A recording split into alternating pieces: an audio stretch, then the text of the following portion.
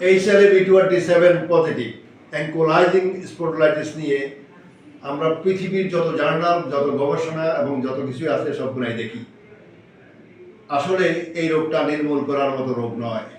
এই রোগটা ভালো রাখা যায় সারা জীবন, মৃত্যু পর্যন্ত, এবং 70-80 বছর পর্যন্ত বয়স পর্যন্ত ভালো রাখা যায় যদি প্রপার সময়, প্রপার টাইমে আমাদের কাছে রোগীরা আসে। সেক্ষেত্রে কি নাম? মোহাম্মদ ফখরুল আলম মজুমদার, বাড়ি 14 গ্রাম। তাই তোমার এই সমস্যাটা কতদিন যাবত দেখা দিয়েছে? আমার এই প্রবলেমটা আজকে 2 বছর। 2 বছর বা 2 বছরের বেশি আগে, হয়তো বলতে পারো না, কম ছিল, বুঝতে পারো না। প্রথম চোখে এফেক্ট হয়েছে কবে? চোখে সর্বপ্রথম দেখা দিয়েছে 2 বছর। 2 বছর আগে।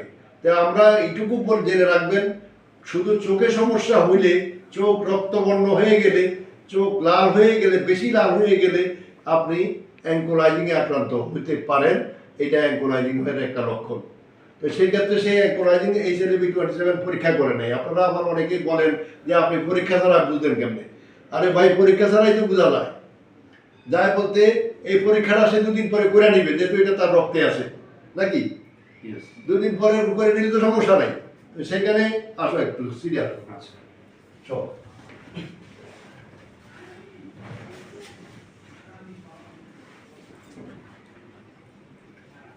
এখন এই রোগীর ক্ষেত্রে হিপ জয়েন্ট হলো লেভেল 2+।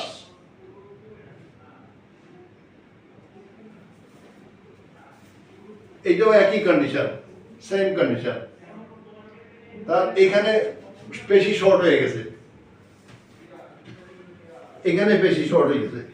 এখন তার এই বডিটা ধরে এদিকে ঘুরাইতে গেলে বেশিরভাগ সে কি করে, কোমরে শুয়ে কতক্ষণ শুয়ে থাকলে 5 মিনিট পর থেকে কোমরে ব্যথা শুরু হয়, তো? হ্যাঁ। আর হাঁটাচলা করলে ঠিক আছে? হাঁটাচলার সময় উপর থেকে নিচে যখন নামি তখন এখানে ব্যথা হয় পিছনে।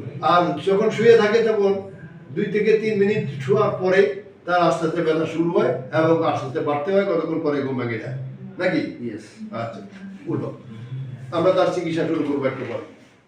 আমরা আবারও বলবো, HLA-B27 পজিটিভ অ্যাঙ্কোলাইজিং স্পন্ডিলাইটিসের চিকিৎসা একমাত্র কায়ার অ্যাডজাস্টমেন্টের বিকল্প কিছু নেই, গোটা পৃথিবীতে নেই।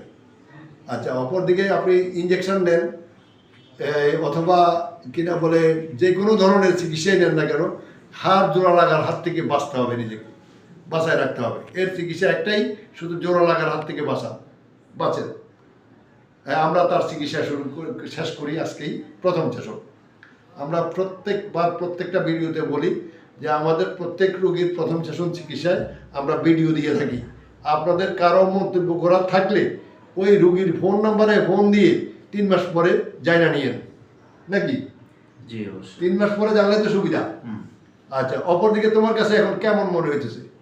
আমার অনেকটা বেটার ফিল হচ্ছে, কারণ আমি গত 2 বছর ব্যাক পেইন নিয়ে শুতে পারিনি। আমি চিত হয়ে শুতে পারি না এবং রাতে স্বাচ্ছন্দ্যে ঘুমাইতে পারি না। বিশেষ করে যখন শীত হয়ে শুইতাম তখন আমার পিঠের ব্যথায় মধ্যরাতে ঘুম ভেঙে যেত।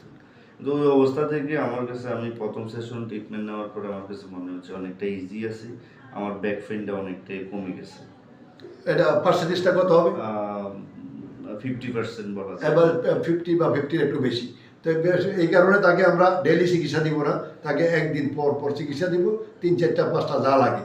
এই 5টা চিকিৎসা লাগবে, তাই সে 5টা চিকিৎসার পরে যদি 3 মাস পরে বা 6 মাস পরে একবার আমাদের কাছে আসে, তাহলে সমস্যা নাই, নাকি? ভালো তো থাকা যাবে। হ্যাঁ।